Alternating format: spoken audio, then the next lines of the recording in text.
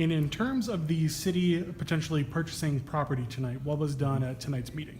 The city has an option right now to purchase about 64 acres on the east side of town. To do that, we need a recommendation from the Plan Commission. We got that recommendation in the affirmative tonight, so we'll be going forward in a special common council meeting because we need to exercise that option or not before August 2nd. And where is this property located? The property is located on the eastern boundary of Stevens Point. It's actually outside of Stevens Point currently in the town hall, but our furthest east city limit is near the Parkdale subdivision, Parkdale Park area. This is immediately to the east of that. And how much could this cost the city, and how would it be funded? We would be looking at right around $700,000 for the 64 acres, and they would be funded very likely through our subdivision fund. We created Whitetail Subdivision many years ago, and the money that was generated through the sale of properties for that subdivision was put into a fund.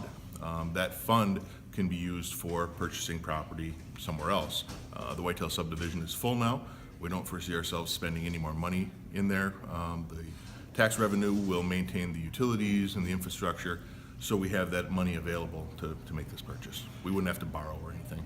And then the city has a couple of options where they could go if they do go ahead and buy the property. It could be residential or commercial. Right, and we could discuss that. I think the key right now is that there is no plan for development there, but we want to make sure that the city, if they choose to, has a say over how densely that gets developed to make sure that it's developed in a way that is conducive to our philosophy, meaning that the roads and the utilities that are put in are actually sustained by the tax revenue that it generates. If it remained in the town of Hull, they could build on 2-acre parcels out there. That's the minimum size that the town of Hull allows. If they do build on 2-acre parcels, it's very unlikely that any further annexation into the city, should they want to do that in the future, would be able to sustain itself. We wouldn't be able to pay for roads and water and sewer that go in when you're part of the city if they're on 2-acre lots. There's just not enough revenue there from taxes to do that. And there was a little bit of concern from some people that with the wetlands that are in the area, if you could just kind of speak to that a little bit. Sure. The wetlands are delineated by the Corps of Engineers and the Department of Natural Resources. All of those things are going to be looked at. The amount of wetlands that are actually on that piece of property are minimal. However, they're also being incorporated as part of a natural area. So you build your house and you know that in those wetlands nothing's ever going to be developed. So you have natural areas. We have those, there's some on the north side of town. There's other areas on the east side of town where the wetlands actually become part of a natural environment, someone's backyard, so they wouldn't be touched.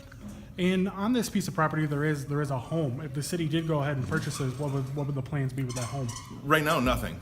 Things would remain as normal because there is no plan for development, but having it under the city's control, I think, is key. So at this point, the home would remain as is.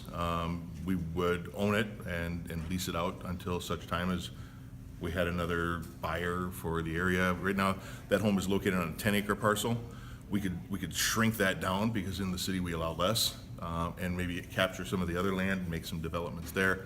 But the home at this point would remain. It's a perfectly good home. There's no reason to take it out. Yeah, and there's no plans to demolish the home or anything absolutely not. It would be foolish at this point to demolish the home and make it fake, just vacant land again.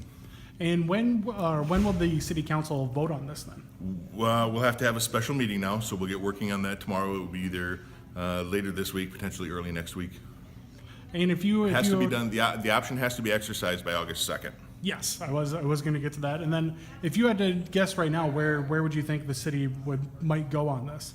I'm not sure what you mean. Well, development-wise? Yeah, or development, or if do you think the city council will ultimately approve this? Oh, I really don't know. We have 11 people that vote on it. I would still recommend and stand by my recommendation to do this and exercise that option, purchase it, and then have some serious discussions about how we want to see it developed. Because that's the key, is we are then going to be in charge of our own destiny, if you will. We are able to articulate to a developer what we want to see there. So that's the key part. And then do you as the mayor have any preference if the city would go residential or commercial with this piece of property? I think you would actually want to do a little of both. Because it borders Highway 10. You have some Highway 10 frontage there. I think that's ideal for commercial developments. And behind there is ideal for residential development. But that would, we hashed, I'm not an expert in that. We'd hash it through our community development, talk to the other communities, and really incorporate it into our comprehensive plan.